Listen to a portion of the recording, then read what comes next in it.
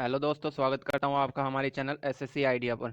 दोस्तों, हम बात कर रहे थे एग्जाम में मोस्टली रिपीटेड क्वेश्चन के बारे में। तो आइए उस क्वेश्चनों को आगे बढ़ाते हैं। आपने पहला वीडियो नहीं देखा हो तो आप पहला वीडियो देख सकते हैं हमारे चैनल पर जाकर। हमारे चैनल का नाम एसएससी आइडिया है। ठीक है, तो चलते हैं अगले क्वेश्चन पर। पहला क्वेश्चन है, अल्ट्रासोनिक तरंग का मात्रक क्या है? अल्ट्रासोनिक तरंग का मात्रक क्या है? हर्ट्ज। हर्ट्ज किसका मात्रक है? अल्ट्रासोनिक तरंग का। एग्जाम में ऐसा भी आ सकता है, आवर्ती का मात्रक क्या है? तो आवर्ती का मात्रक क्या है? हर्ट्ज। चलते हैं अगले क्वेश्चन पर। बालकों में अंधता का मुख्य कारण किस चीज की कमी है? तो बालकों में अंधता का मुख्य कारण किस चीज की कमी है? विटामिन ए की कमी। विटामिन ए की कमी से कौन सा रोग होता है? रतौंधी। रतौंधी का अच्छा स्रोत, सबसे अच्छा स्रोत, वो सॉरी, विटामिन ए का सबसे अच्छा स्रोत किसको माना जाता है? कच्ची गाजर को। चलते हैं अगले क्वेश्चन पर। कार्बोरेटर होता है, कार्बोरेटर क्या होता है? तो कार्बोरेटर कहाँ होता है? पेट्रोल इंजन में। पेट्रोल इंजन में इंजन का ये एक पार्ट होता है कार्बोरेटर। तो कार्बोरेटर कहाँ होता है? पेट्रोल इंजन में। चलते हैं अगले क्वेश्चन पर। वाष्पन की दर किस पर निर्भर करती है? तो वाष्पन की दर किस पर निर्भर करती है? द्रव के द्रव्यमान पर। द्रव के द्रव्यमान पर वाष्पन की दर निर्भर करेगी। वाष्पन होता क्या है? किसी चीज को गर्म करने पर वह जब उसकी भाप बनने लगती है तो वह वाष्पन कहलाता है। चलते हैं अगले क्वेश्चन पर। ज्वार सबसे ऊंची कब होते हैं? ज्वार सबसे ऊंची कब होती है? जब सूर्य और चंद्रमा पृथ्वी के एक साइड आ जाते हैं। जब सूर्य और चंद्रमा पृथ्वी के एक साइड आ जाते हैं तो ज्वार सबसे ऊंचा होता है। चलते हैं अगले क्वेश्चन पर। एक समतल दर्पण पर आपतित किरण 60 डिग्री का कोण बनाती है, तो परावर्तन कोण क्या होगा? तो दोस्तों, स्टूडेंट्स क्या करते हैं, आंसर इसमें 60 डिग्री टिक कर देते हैं, जबकि इसमें 60 डिग्री नहीं होगा। अब मैं बताता हूँ आपको 30 डिग्री कैसे होगा। तो देखिए, जैसे ये वो है, तो ये कोई कोण है, तो ये किरण आ रही है, तो ये 60 डिग्री का कोण बना रही है। लेकिन आपतन कोण क्या होता है? आपतन कोण क्या होता है? ये वाला कोण आपतन कोण होगा। तो ये वाला कोण कितना है? ये 60 है, तो ये 30 डिग्री, क्योंकि ये अभिलंब है, तो ये 30 डिग्री होगा। तो ये 30 डिग्री होगा। तो परावर्तित समतल कोण में जो होता है, आपतित किरण, आपतित कोण और परावर्तित कोण बराबर होते हैं, तो ये भी 30 डिग्री का हो जाएगा। तो आंसर क्या हो जाएगा? 30 डिग्री। तो इस प्रकार के क्वेश्चन आपको गलत नहीं करने। चलते हैं अगले क्वेश्चन पर। ध्वनि का वेग निर्भर करता है, तो ध्वनि का वेग किस पर निर्भर करता है? ध्वनि का वेग निर्भर करता है तरंग दैर्ध्य पर। तरंग दैर्ध्य पर ध्वनि का वेग निर्भर करता है। चलते हैं अगले क्वेश्चन पर। पानी और चौक के मिश्रण को किस प्रकार पृथक किया जा सकता है? तो पानी के और चौक के मिश्रण को किस प्रकार अलग कर सकते हैं? जैसे पानी और चौक का कोई मिश्रण है, तो हम उसको गर्म करेंगे, उससे पानी भाप बनकर उड़ जाएगा और चौक या खड़िया शेष रह जाएगी। तो ये विधि क्या कहलाती है? वाष्पन। वाष्पन ये विधि कहलाती है। चलते हैं अगले क्वेश्चन पर। परमाणु में प्रोटॉन रहते हैं, परमाणु में प्रोटॉन कहाँ रहते हैं? तो नाभिक के भीतर रहते हैं। नाभिक के बाहर क्या रहता है? इलेक्ट्रॉन रहते हैं। तो नाभिक के अंदर कौन कौन से रहते हैं? प्रोटॉन और न्यूट्रॉन। चलते हैं अगले क्वेश्चन पर। परमाणु में नाभिक में उपस्थित होता है, तो परमाणु के नाभिक में क्या क्या उपस्थित होते हैं? प्रोटॉन और न्यूट्रॉन। प्रोटॉन और न्यूट्रॉन परमाणु के नाभिक में उपस्थित होते हैं। चलते हैं अगले क्वेश्चन पर। जंग या रस्ट उदाहरण है। जंग और रस्ट किसका उदाहरण है? यौगिक का। अब जंग एग्जाम में ऐसे पूछ सकता है कि निम्न में से जंग का कौन सा सूत्र है? तो जंग का सूत्र होता है Fe2O3 डॉट XH2O। XH2O क्या होता है? ये नमी होती है। तो नमी फेरस ऑक्साइड होता है। तो फेरस ऑक्साइड जो जंग को कहते हैं। चलते हैं अगले क्वेश्चन पर। जल का रासायनिक सूत्र क्या है? तो जल का रासायनिक सूत्र ये तो कोई बता सकता है, H2O। H2O जल का रासायनिक सूत्र है। नहीं पता है तो आप अच्छे से रट लीजिए इन क्वेश्चन को। द्रव बूंद की संकुचन और कम से कम क्षेत्र घेरने की प्रवृत्ति का कारण क्या है? तो द्रव बूंद की संकुचन और कम से कम क्षेत्र घेरने की प्रवृत्ति का कारण क्या है? पृष्ठ तनाव। पृष्ठ तनाव के कारण ही बारिश की बूंद गोल होती है। यह एग्जाम में कई बार पूछा गया है कि बारिश की बूंद गोल किस कारण होती है?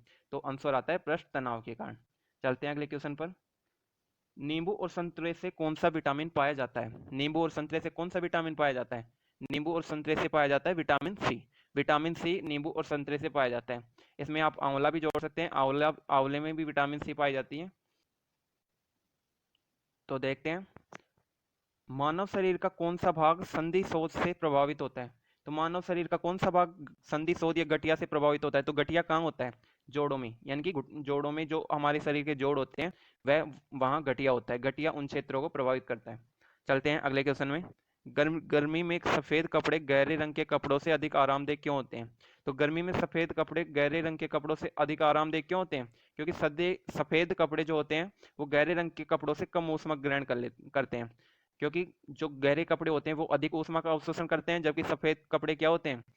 कम ऊष्मा का अवशोषण करते हैं। इस कारण वो गर्म कम होते हैं, ऊष्मा का अवशोषण कम करते हैं, इसलिए हमें गर्मी कम लगती है। चलते हैं अगले क्वेश्चन पर। मेघ गर्जन की ध्वनि सुनाई देने से पहले बिजली की चमक दिखाई देती है। अब मेघ गर्जन की जो ध्वनि होती है, जब हम बादल में बिजली चमकते हुए देखते हैं तो उससे पहले हमें मेघ गर्जन की आवाज सुनाई देती है। इसका कारण क्या है? कि इसका कारण यह है कि जो हमें प्रकाश दिखाई देता है, तो प्रकाश की चाल ध्वनि की चाल से बहुत तीव्र होती है। अब क्वेश्चन ये भी आता है कि प्रकाश की चाल कितनी होती है? तो प्रकाश की चाल होती है 3 × 10⁸ मीटर प्रति सेकंड। 3 × 10⁸ मीटर प्रति सेकंड। चलते हैं अगले क्वेश्चन पर। भूत क्षरण को नियंत्रित किया जा सकता है। भूत क्षरण को नियंत्रित किया जा सकता है किसके द्वारा? वृक्षारोपण के द्वारा। वृक्षारोपण के द्वारा भूत क्षरण को नियंत्रित किया जाता है, यानी कि मृदा अपरदन को नियंत्रित किया जा सकता है। चलते हैं अगले क्वेश्चन में। कोयले के जलने से क्या बनती है? कोयले से जलने पर कौन सी गैस बनती है? Carbon dioxide. कार्बन डाइऑक्साइड कोयले के जलने से बनती है। चलते हैं अगले क्वेश्चन पर। वायु की संगठक गैसें सामान्यतः होती हैं। अब यहाँ पर सामान्यतः है, तो वायु की संगठक गैसें कौन सी है? नाइट्रोजन और ऑक्सीजन 78% और 21%। चलते हैं अगले क्वेश्चन पर। हरे पौधे हमारे लिए उपयोगी होते हैं क्योंकि वे हरे पौधे हमारे लिए उपयोगी क्यों होते हैं? क्योंकि वे दिन के समय ऑक्सीजन छोड़ते हैं और कार्बन डाइऑक्साइड का उपभोग करते हैं। दिन के समय तो वो ऑक्सीजन छोड़ते हैं और कार्बन डाइऑक्साइड का उपभोग करते हैं। तो ये कोई भी क्वेश्चन बता सकता है, ये हमने बचपन में खूब पढ़े हैं।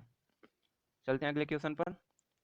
पंखा करने से शरीर ठंडा होने की अनुभूति क्यों उत्पन्न होती है? तो पंखा करने पर शरीर ठंडा क्यों होता है? क्योंकि शरीर की आर्द्रता जो होती है वो वाष्पन के कारण ठंडी अनुभव होती है। जो शरीर पर जो आर्द्रता होती है वो वाष्पन के कारण ठंडी अनुभव होती है। चलते हैं अगले क्वेश्चन पर। वैद्युत उपकरणों का वैद्युत उपकरणों पर केवल तभी कार्य करना चाहिए जब वह उचित रूप से भू संपर्कित हों। ऐसा क्यों? क्योंकि जब विद्युत लघुपतन होता है, जब शॉर्ट सर्किट होता है, तो उपभोक्ता को कोई नुकसान पहुंचाए बिना विद्युत धारा भूमि में प्रवेश कर जाती है। यानी कि उपभोक्ता को कोई नुकसान नहीं होता और विद्युत धारा भूमि में प्रवेश कर जाती है, क्योंकि भूसंपर्कित जो माध्यम होता है उसके द्वारा। चलते हैं अगले क्वेश्चन पर। बर्फ जल पर तैरती है, इसका कारण क्या होता है? तो बर्फ जल पर तैरती है, इसका कारण यह है कि यह जल से हल्की होती है। एग्जाम में इस तरीके से भी आ सकता है कि जल का घनत्व बर्फ के घनत्व से अधिक होता है, इस कारण बर्फ जल पर तैरती है। घनत्व किसका कम होता है? बर्फ का। जो जिसका घनत्व कम होगा वो उस चीज पर तैरेगी। चलते हैं अगले क्वेश्चन पर। पारे को एक बर्तन में रखा जाता है तो मेनिस्कस होता है। तो मेनिस्कस क्या होता है? उत्तल। चलते हैं अगले क्वेश्चन पर। वर्षा की बूंद गोलाकार क्यों होती है? सतही तनाव के कारण या पृष्ठ तनाव के कारण। चलते हैं अगले क्वेश्चन पर। रेबिज टीके की खोज किसने की थी? रेबिज टीके की खोज किसने की थी? लुईस पास्चर ने। लुईस पास्चर ने रेबिज टीके की खोज की थी। परम दाब है, परम दाब क्या है? गेज दाब प्लस 1 बार। चलते हैं अगले क्वेश्चन पर। वायुमंडल में कार्बन डाइऑक्साइड के परिमाण में वृद्धि के कारण क्या होता है? ताप में वृद्धि होती है। कार्बन डाइऑक्साइड में परिमाण पर के जो मात्रा है उसमें वृद्धि होगी, CO2 के परिमाण में वृद्धि होगी, तो क्या होगा? वायुमंडल के ताप में वृद्धि होगी, यानी कि ग्लोबल वार्मिंग होगी। चलते हैं अगले क्वेश्चन पर। एक आवर्तिक गति जो होती है, एक आवर्तिक गति में घूमने वाले चक्के की प्रति सेकंड घूर्णन किससे मापी जाती है? तो आवर्तिक गति में घूमने वाले चक्के की प्रति सेकंड घूर्णन किससे मापी जाती है? स्ट्रोबोस्कोप से। स्ट्रोबोस्कोप से। चलते हैं अगले क्वेश्चन पर। और एक क्वेश्चन ये भी मन बन सकता है कि हृदय की धड़कनों को किससे मापा जाता है? तो हृदय की धड़कनों को जो डॉक्टर के पास जो होता है वो क्या होता है? वो उसको बोलते हैं स्टेथोस्कोप। चलते हैं अगले क्वेश्चन पर। पानी के ऊपर तक भरे एक बर्तन में पानी की सतह पर बर्फ का टुकड़ा तैर रहा है। पानी से के ऊपर तक भरे एक बर्तन में पानी की सतह पर बर्फ का टुकड़ा तैर रहा है। जब बर्फ का टुकड़ा पिघलेगा तो क्या होगा? पानी का स्तर अपरिवर्तित रहेगा। अब कुछ क्या करते हैं इसमें, करते हैं कि भाई पानी जो जग से बाहर आ जाएगा या बर्तन से बाहर आ जाएगा, जबकि ऐसा नहीं होगा, पानी का स्तर अपरिवर्तित रहेगा। अब डाइन इकाई है, डाइन किसकी इकाई है? बल की। ये एक CGS इकाई है, CGS पद्धति में। और जो MKS पद्धति में बल की इकाई क्या होती है? न्यूटन। न्यूटन बल की इकाई किस में होती है? MKS पद्धति में। एड्स फैलता है, तो एड्स किसके कारण फैलता है? गलत यौन संबंधों से या वायरस से। अब एड्स की फुल फॉर्म भी पूछता है, तो एड्स की फुल फॉर्म क्या होती है? Acquired immuno deficiency syndrome.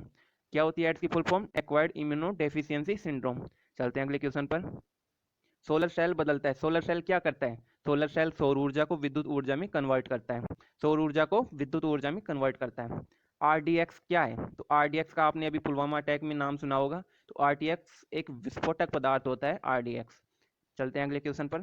समुद्री जल को साधारण नमक की प्रतिशतता क्या होती है? समुद्री जल में साधारण नमक की प्रतिशतता क्या होती है?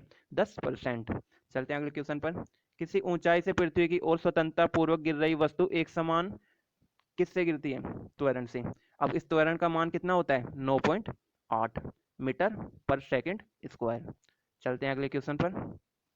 लिप ब्लाइंड रोग अधिकतर पाया जाता है, तो लिप ब्लाइंड रोग अधिकतर किस में पाया जाता है? लिप ब्लाइंड रोग अधिकतर पाया जाता है उच्च उत्पादकता वाले धान में, उच्च उत्पादकता वाले धान में। चलते हैं अगले क्वेश्चन पर। राइजोबियम ले राइजोबियम लेग्यूमिनेसोरम, राइजोबियम लेग्यूमिनेसोरम नामक जीवाणु जो बीन, मूंगफली, मटर और चने में पाया जाता है, वो कहाँ स्थित होता है? मटर की जड़ों में, या चने की जड़ों में, या मूंगफली की जड़ों में, या बीन की जड़ों में ये जीवाणु पाया जाता है। शुद्ध जल का क्वथनांक फ़ारेनहाइट स्केल पर क्या होगा? शुद्ध जल का क्वथनांक क्या होगा? 212 डिग्री फ़ारेनहाइट।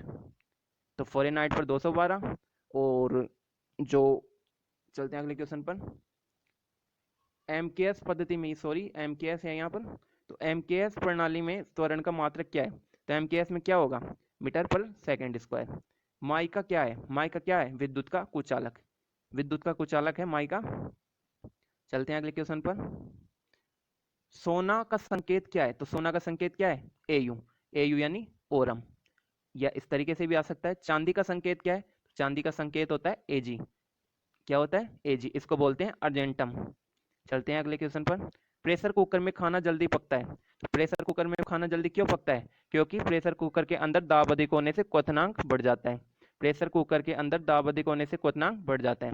चलते हैं अगले क्वेश्चन पर। कौन सी ध्वनि हम नहीं सुन सकते? तो कौन सी ध्वनि हम नहीं सुन सकते? तो 2000 हर्ट्ज, 20,000 हर्ट्ज से अधिक यानी कि प्राश्रव्य ध्वनि को हम नहीं सुन सकते। और हम कौन सी ध्वनि को सुन सकते हैं? तो 20 हर्ट्ज से 20,000 हर्ट्ज तक की ध्वनि के परास को हम सुन सकते हैं। अब हर्ट्ज किसका मात्रक है? ये आवृत्ति का मात्रक है। चलते हैं अगले क्वेश्चन पर। ब्रोंकाइटिस रोग संबंधित है, ब्रोंकाइटिस रोग किससे संबंधित है? फेफड़ों से, फेफड़ों से ब्रोंकाइटिस रोग संबंधित है। शरीर में रक्त का औसत आयतन होता है, शरीर में रक्त का औसत आयतन कितना होता है? 5 से 6 लीटर, 5 से 6 लीटर शरीर में रक्त का औसत आयतन होता है।